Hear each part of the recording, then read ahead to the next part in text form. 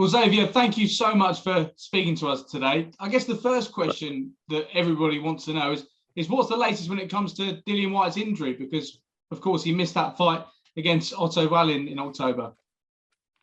Yeah, I mean, with these sort of injuries, you've got to make sure you don't get in the rhythm of doing what you usually do too quickly.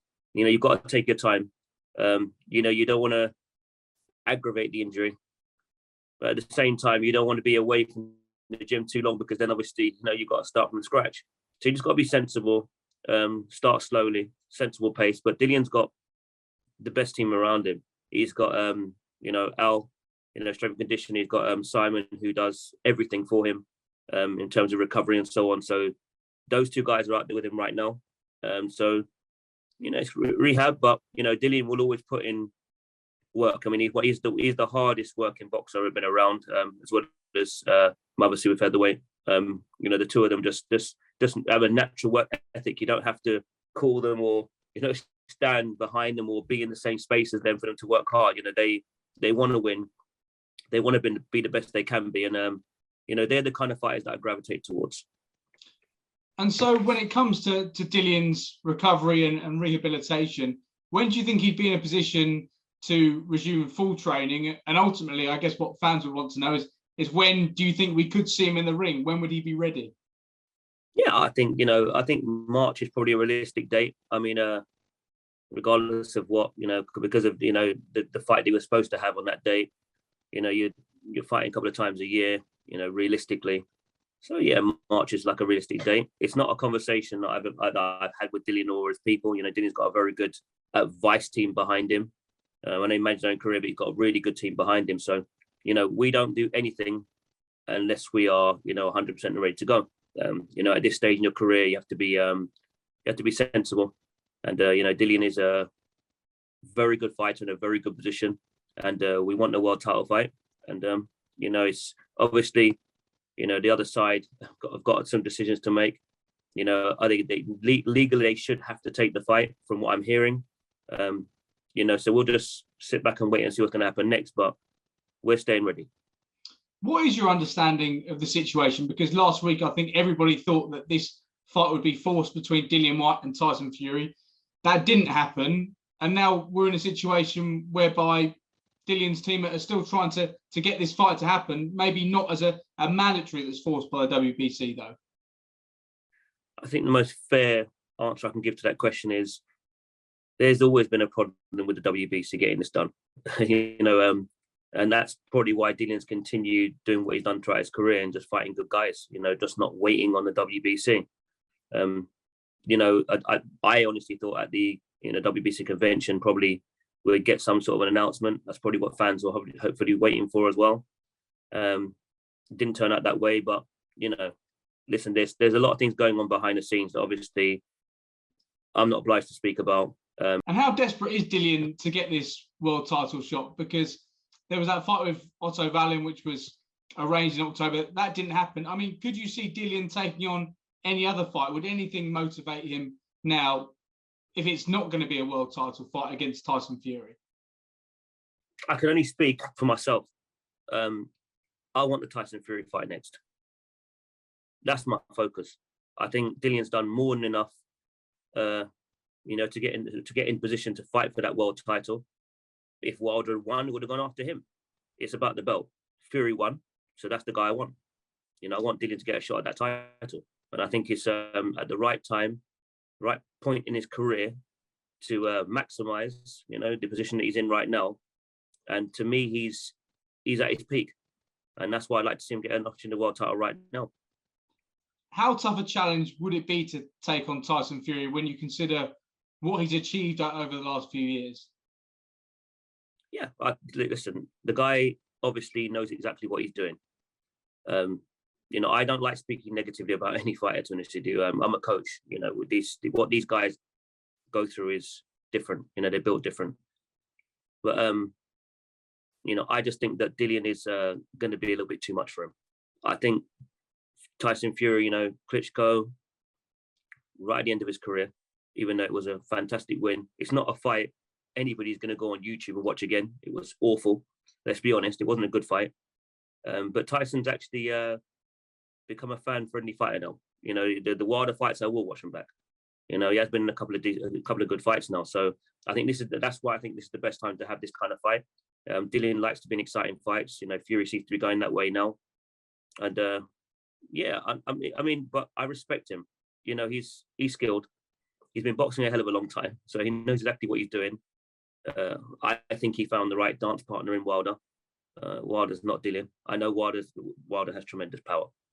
You know, I was out in a couple of camps, and I know of a couple of people that spoke about, you know, Wilder's. It's underestimated how strong he actually is.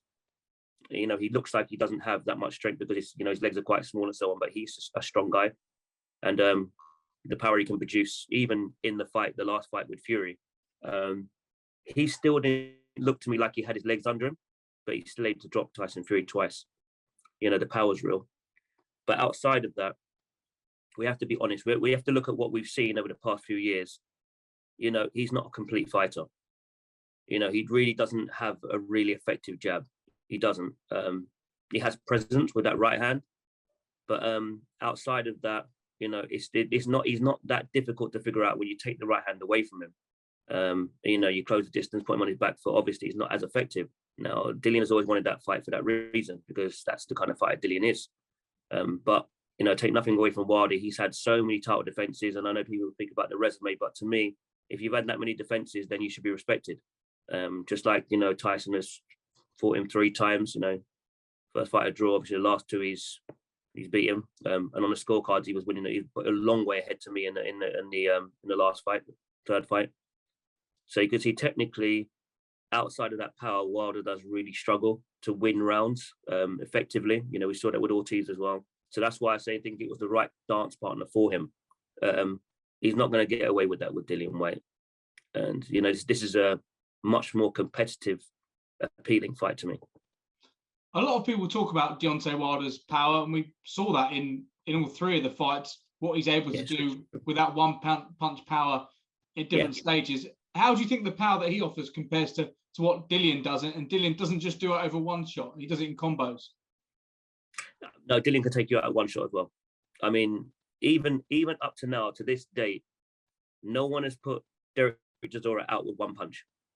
You know, Derek's been in with everybody, and he's been hit with a lot of clean shots, and a lot of guys have not been able to budge Derek. Dillian done it with one punch. So, you know, with Dillian again, the power's real. You know, we've worked technically on a few things since I've been with Dillian for like 2 years now. You know, I want him to be a more complete fighter. So that's what I've been working on with him. So he's an even more dangerous fighter now. So, you know, to me, yes, Wilder does have that right hand. It's real, and I respect it. But Dillian has a lot more tools in the box to me, a lot more. You know, Dillian's an outstanding body puncher as well. So it's a different puzzle for Tyson. You know, there's going to be a lot for him to deal with. I think that's probably why there's some hesitation. And when it comes to constructing a game plan to take on Tyson Fury, how difficult is that? Because in those fights against Wilder, he came in with different game plans himself, and he can fight a fight in very different ways. Yeah, he can fight in very different ways. I think people have got a kind of running away with this idea that now Tyson Fury is now a puncher. So I'm not buying that. Like I said again, you found the right dance partner. You know, Wilder is not defensively sound at all. He doesn't have a good high guard. He doesn't control range that great. So Tyson was able to find him with clean shots. But, you know, if you look at the history of Tyson's career, he stops guys on their feet, you know, or guys retire. But to put him over, he's not really known for doing that. Like I said, he's done it against Wilder. That's why I keep saying he found the right dance partner. His power can't be compared with Dillian's. I mean, if we're going to start getting into that kind of conversation, I have to start to question people's knowledge of boxing. You know, you're telling me at this stage, in late in the stage of Tyson Fury's career, he's suddenly turned into a puncher. I think he's definitely learned to sit down his punches more because he's become more aggressive. It doesn't mean you naturally now all of a sudden become a puncher. Those things don't just happen overnight. You know, you know, even teaching a guy to have punching power, you know, it takes years. You got to develop that. You know, to understand the timing. You know, starting from the feet. right through to the shoulders, twist, the little twist on the end of the punches with the wrist, and the knuckles. It takes time to do these things. Tommy Hearns wasn't a puncher in the amateurs, but when he turned pro, Emmanuel Stewart had him for years, and he developed into a puncher. So yes, he hits hard enough to get respect, but you can't compare the power between the two for me. No. And finally, when it comes to this potential fight, there's so much uncertainty at the moment, as we've spoken about already. But in your head, are you planning to have Dillian ready to take on Tyson Fury in March of next year? Oh yeah, definitely, 100%, 100%. I mean, we were in really, really good shape until we got the injury. I mean, like the fight was like 10, 11, 12 days away. If I remember rightly, we got that injury. Like we had a full camp. We were ready to go. Dillian was probably one of the best conditions he's ever been in. Really excited about that fight. Historically, again, you've always got to look at a character. Historically, Dillian's never pulled out a fight. So why are you going to pull out a one? He was just, the whole camp was excited. I mean, what you don't want to do really, you don't want to be out the ring too long anyway. So of course we would have rather box than not box. Again, some people's theories are a bit strange to me, but yeah, we'll be more than ready. Like I said, the training camp we have and the setup, everything is there. You can just put your arm out and reach whatever you need. Your room's right next door. The boxing gym is right there. Strength and conditioning. Track, everything is on deck. So we're very comfortable where we are. We've got a fantastic team. With along with Harold Shadow Knight and Magic. We've got everything we need, and we're going to get the job done. And very final one. A lot of people speak about ring rust. The fact is, Dillian hasn't fought since that Povetkin fight. It could be a year until he steps in the ring again. But then some fighters say that they don't see ring rust as being a real thing. What's your take on that? Have you got any concerns about Dillian being out of the ring for so long before taking on this world title fight? Every fighter would prefer to be busy. But, if you're a fighter that stays in the gym, it doesn't really affect you. If you don't have a fight, and because you don't have a fight date, you're away from the gym, everybody needs recovery time, but that shouldn't be for a very long period. You, as a boxer, I'm a hard trainer. I'm coming from a different era to what we're in right now. You, as a fighter, you should be in the gym every day. That's just, as far as I'm concerned, that's what you should be doing.